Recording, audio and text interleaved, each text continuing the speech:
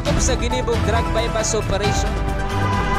Triple o apat na doble ang bihikulo na gruso sa siyudad kang Naga. Mas complain ng police station kang Naga City Police Office. Newsbreak.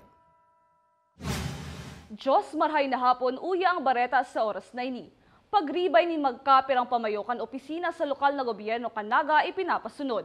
Kabali na digdi ang pagbabago ning magiging head kang Education Scholarship and Sports Office. Ang detalye sa report ni Melvin Machado.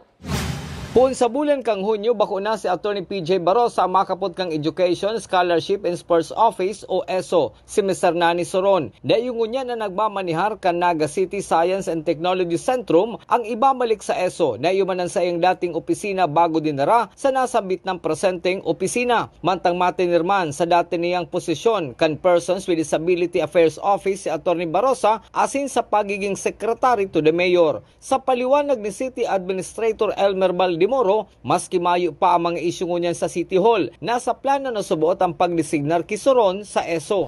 Si Atty. PJ Barosa po, si Manggiraray head kang PIDAW.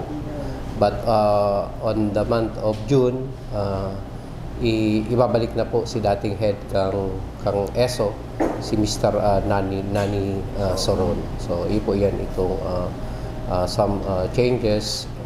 Nakatalaan naman talagang ibalik po dahil ang department head po kang ESO si Mr. Nani Soron nagkaigwa lang po kadtong changes kaya na designate si Mr. Atty. PJ Barosa as concurrent head.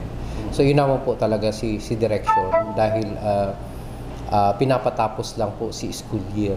Huli ta pinagdesignar man bilang chairman kang Bids and Awards Committee si Mr. Frank Mendoza, karibay ni Engineer Alex Canning, hinali naman ki Mendoza ang City Agriculture Office. Si Engineer Jap Asensi nangunyan ang pinagdesignar bilang acting City Agriculturist. Sa pagkaka-designate po ni Mr. Frank Mendoza being back chairman, appoint naman po,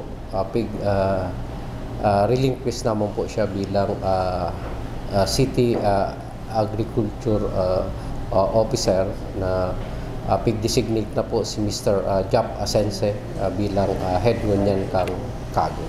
Ang pagribay asin pagdesignar ang dainamang kinakaipuan ang pagsumitir ng resignation letter sa alkalde imbes ang memorandum sa nasubuot ni Mayor Nelson Ligacion sa pagdesignar sa Sainda ang pinagahalat. Para sa One Media TV48 Naga, Melvin Machado, Newsbreak.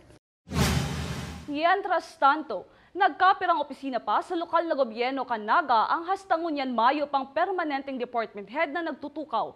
Ini kinababalehan kan Metro Peso, City Engineers Office, City Agriculture Office asin City Assessor's Office. Ang nasabing mga opisina igwang namamayo alagad acting capacity sana. Ang department head po na mayo pang full-fledged Metro Peso dahil si Mr. Jun Mongoso po baga yaw na sa MNWD. Ang City Agriculture's Office pag-retire po patong dating head. Ang City Engineer's Office pag-retire ni Engineer Chito Palmiano.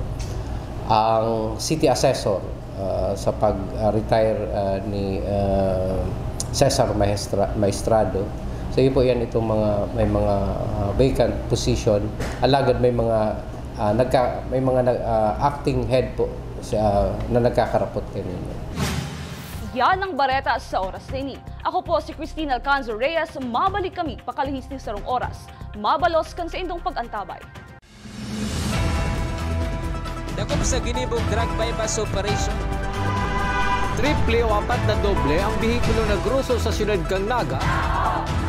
Mas complain ng police station kang Naga City Police Office. Newsbreak. Flight attendants, prepare for takeoff, please.